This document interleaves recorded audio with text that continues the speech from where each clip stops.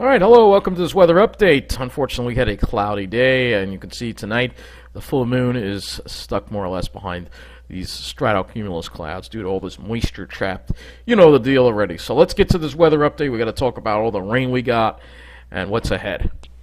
All right, so the first thing we are going to look at in this weather update are the current conditions and the rainfall amounts that we've had across the area. So we're going to first actually go and look at the climate, because we had some records broken yesterday as far as temperature goes, and I want to look at that. So I'm going to go to iSlip, the daily climate report for the 20th, actually the 21st. All right, so let's do that. Let's take a look at that, and we'll take a look and see what it was. So yesterday, 60 degrees at iSlip. That was a record. So we did have a record for a high temperature. Record was not broken in Central Park, but it was a record for temperature. Precipitation, I guess we did not break a record on that. That was 1.65 at iSlip, but 1.81 was the record that was set in 1973. So we did not break that record at all at iSlip, but we did break temperature record. A lot of temperature records were broken, except for Central Park. All right. I want to look at some other areas of the records too. Let's see now. I have to think of what other sites are. Not every site is a climate site, so I have to think. Let's go and look at, let's go ahead and look at Philadelphia. All right. Let's see if they have, we have to go to that weather service. And we're going to look at the climate now. I think we have to look at a different spot of this one, right? Yeah, climate. So it's this one here.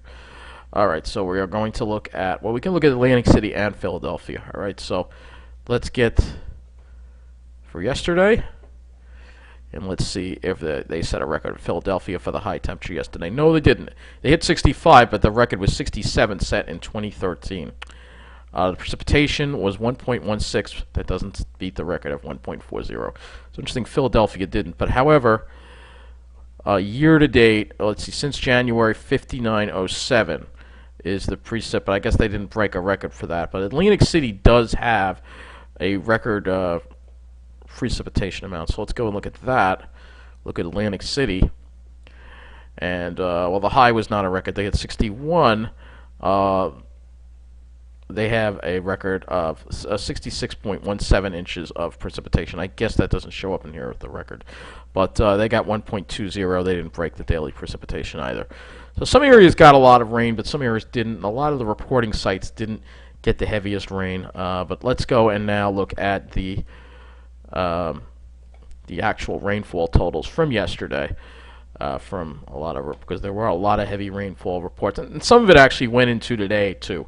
All right, so there was actually some rain. It rained heavy actually. Remember that batch I was telling you about that was going to come through around 2 or 3 a.m. Well, it came through, and it was actually pretty heavy. So let's take a look at some of these rainfall reports. We're just going to look at New Jersey here. Atlantic County, 2.43. We'll get to Long Island, but as far as this office goes, we're just going to look at New Jersey. 2.43 at Somers Point. Great Egg Harbor, 1.63. Burlington County, Coyote Field, 1.74. Hunterdon County, Clinton has the high amount, 2.38. Now we go to Middlesex County, whereas Woodbridge Township got 1.72 inches. Rahway 1.60, and New Brunswick 1.50. In Monmouth County, now Monmouth got a little more. Monmouth got 2.34 inches at Long Branch. And in Howell Township, 1.73. In Lakehurst, 1.69. And Allaire Airport, which I assume is not far from Allaire State Park, 1.57 inches. In Morris County, they got 2.19 inches.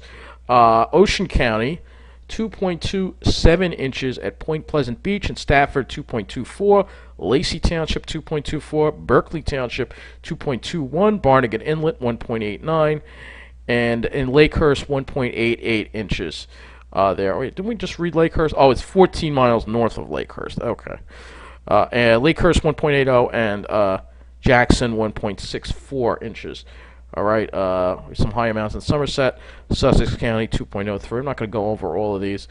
I will go and now look at the rivers and lakes. Let's see if there are any more local storm reports here. All right, there was another one flooding on Henderson Road between Black Horse Lane and Twin Oaks Court in Middlesex County. Other than that, let's go and look at the I know I usually don't start with New Jersey, but they did get hit harder than we did, I think, so that's why we are starting with them. Let's go to rivers and lakes. Let's see what's going on with that. And I think some of the lakes have come down now. I think we'll see if they have. We're going to just move this over here so you can see as I mouse over. All right, so let's go look at Tom's River. Tom's River, it's not flooding. Doesn't look like any of these are. You got to look at the ones that are like yellow.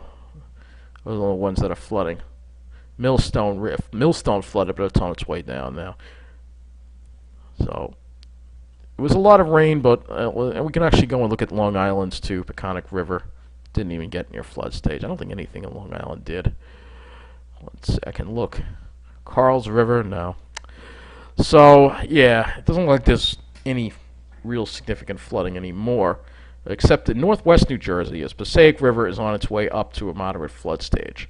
So some of these rivers are, it depends on where that heaviest rain fell, and it seemed like northern New Jersey actually wound up getting more than southern New Jersey. So now let's go to our weather service, and let's look at our whatchamacallit. My train of thought just kind of got delayed by a signal problem. Yeah, we got to look at the public information statement, so we go to text product. Thank you, Long Island. Alright, I don't talk about that anymore. Alright, here we go. So we'll start with the public information statement. Here are the official rainfall totals. Alright, these are a lot higher, so let me just zoom in a little bit so you can see.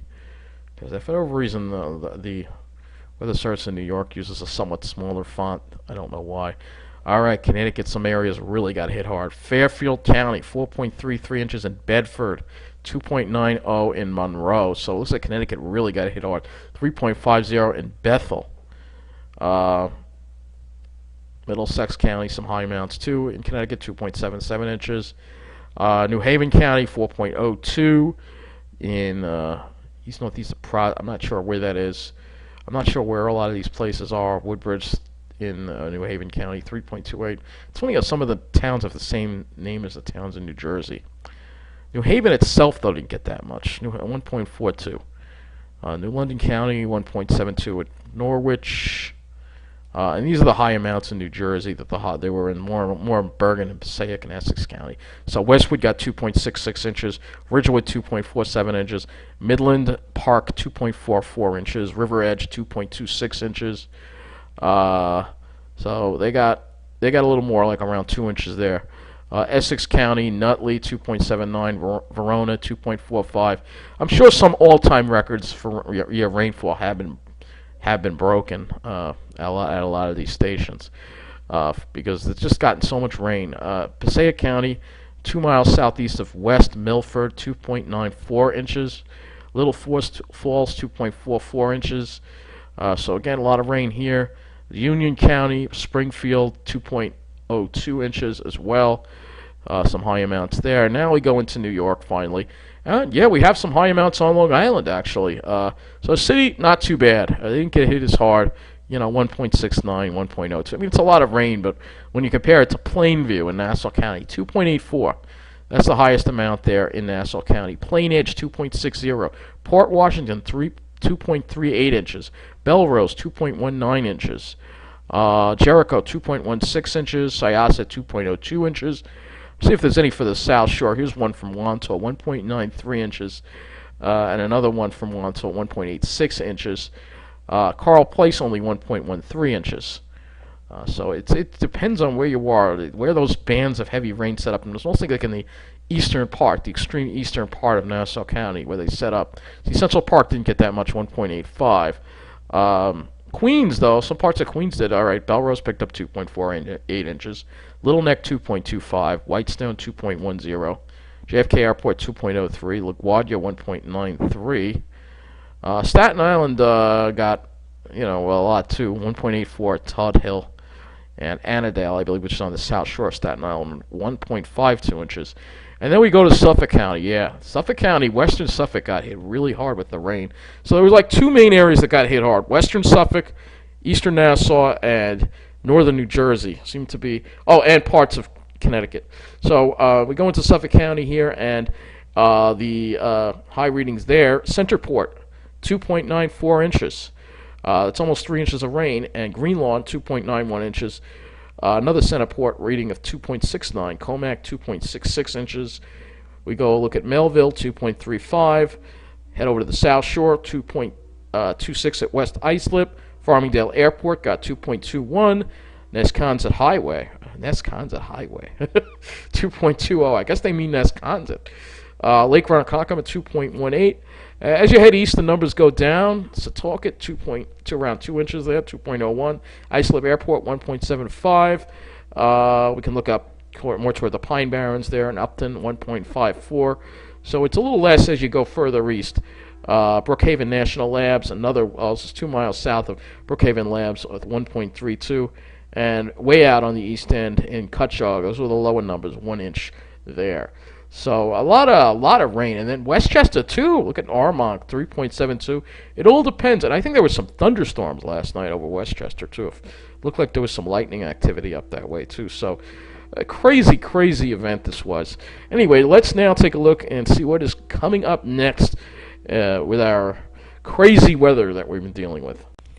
So unfortunately, we did not see a lot of sunshine today, or a lot of clouds around. You can see on the satellite image, it did break up a little bit toward early evening, and they seem to be coming back a little bit.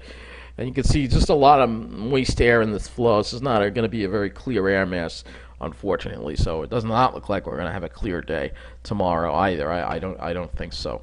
So let's take a look at the models. We'll start looking at the general pattern for the next 10 days or so, and then we'll get to a little more specific. So looking at the GFS here, you see this weak high trying to build in, but here comes the next low pressure system that's going to be a very weak, like Clipper type system.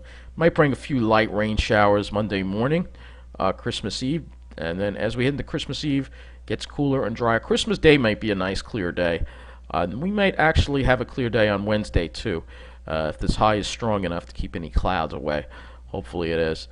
With average temperatures generally around 40 degrees or so for the highs, and lows in the upper 20s. And then here comes the next system, and here it comes, and this is going to create quite a warm-up. You can see a very strong Atlantic ridge here, and just more rain again for Friday. It looks like more rain for Friday. Then that moves out, and then we have a change, I believe, that's going to start occurring as we head into the new year. Here comes another big rainstorm, another one for, it looks like New Year's Day. And this one, it looks like there's some Arctic air behind this one. So here's another big rainstorm, and then that leaves, and then I think we get into some Arctic air. I think behind one of these two storms here. Yeah, that's what it looks like. If we go and we look at the temperature anomaly, we actually have some potential for some snow there too as well. But if we look at temperature anomaly, you'll see you see there's some Arctic air right here. So I'm hoping we can finally get into that Arctic air. But before we get there, we're going to have to deal with, actually, could get pretty chilly on this day too, perhaps. But you can see we're going to have some really crazy anomalies and I mean really crazy week from Friday. It's going to be very warm. But for this week, it's going to be more or less average. All right. But the thing is, we do have to watch. We'll go back to this. We do have to watch for these storms. It's just constant storminess, constant storminess. That's always an issue for us. So, it'd be nice if the storms were suppressed, but see, this high moves out, and then the storm comes up, and then we've got another storm for, like I said, New Year's Day, starting off the new year with more rain, and then we may be dealing with a coastal storm, perhaps snow. On Saturday, so a little snow. We haven't had really, except for that snow in November, we haven't had any snow. In December, we're supposed to see a little snow, and we haven't seen anything. So let's go and look at closer region. Let's take a look and see what the sky is going to be doing for tomorrow here on the GFS. I'm only going to be looking at the GFS. Well, maybe we'll look at the NAM too, but GFS is being very optimistic with the sky. It has it being mostly sunny. I really don't know if that's what's going to happen. Yeah, I think he was a little optimistic today with things, and it wasn't that optimistic. It was more optimistic than it was. So we'll have to see what happens with that. But then, if the GFS was right, then we'd have a nice clear sky. But I don't think so. I think there's going to be some high clouds around. Unfortunately, looking at the satellite, you can see they're already advancing, especially toward the afternoon. The Monday we have those clouds coming from that second system. They try to get out of here by the afternoon, but I think Monday is going to be mostly cloudy. And then for Christmas Day, it looks like maybe we have some clear skies, but it looks like some more clouds might roll in on us again, even on Christmas Day. We have to deal with some high clouds. And then those clouds get out of here for the day after Christmas, which might be clear. And then we go into Thursday, where advancing clouds ahead of the next rainstorm. And then we deal with all that disgusting warmth. So I'll show you how warm the GFS has it getting for Friday. Let's see if it's, maybe it's backed off a little bit. Looks like it's backed off a little bit. It has it getting up to 60 in New Jersey, perhaps, but it looks like it has backed off a little. That's good. That's good. So it's trending cold. See, we got this really great Arctic air up here. If this could come straight down, boy, that would be wonderful. But it looks like it's not really going to come straight down, but it's going to try. It's going to try. So hopefully maybe we can get it now. I don't know if it's going to be clear, though. Let me see. All right, this is very inaccurate going this far out. It's extremely inaccurate. I don't like using it because I feel I'm going to be dealing with stall front syndrome. We may not be able to get into that clear air. But maybe we will. It all depends. We've got to suppress this crap to the south, and then we could get some nice weather. Some nice, clear, cold weather that we want. That's what we should have in winter. That used to be, when I was growing up in the winter, we always had clear, cold weather. Now it's like such a rarity due to climate change. That's really annoying. All right, don't get me started on climate change. I can keep going forever on it. All right, let's look at the NAM. Actually, we have the 0Z running, so it looks like we've got enough till just for tomorrow at least to see. All right, so here you go. It looks like it tries to keep it clear maybe for the morning, and then the clouds roll in by the afternoon. We have this patch of cirrus that tries to roll in on us.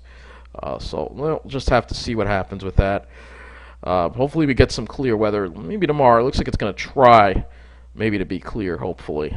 It would be nice if we can get that. But like I said, if you look at the satellite, you get this just milky-looking air mass, and then you get this cirrus trying to advance in it. I think the models are being overly optimistic with that. So anyway, that is going to conclude this weather update. Hopefully we'll get some cold weather, but as far as the chances for a white Christmas, not very likely. If we look at the snowfall, I'll look at the snow. That'll be the last part here. You look at the snowfall here. Actually, I'll have to change this to the 18Z run for it to go far enough out. But as far as who's going to get a white Christmas, you're going to have to go well north and west of the city. It's just going to be too warm for that. Light precipitation is going to move through. First of all, it's going to be very light. And second is it's going to be too warm for it to be snow here. So maybe you'll see a couple of flakes mixed in. But no, I'm sorry, we're not going to have a white Christmas. So that's going to conclude this weather update. Take care. Thank you for watching. And if I don't do another weather update, I probably won't do another one for a couple of days because there's really not much that's going to be going on the next couple of days. I want to wish you all a Merry Christmas, enjoy the holiday, and take care.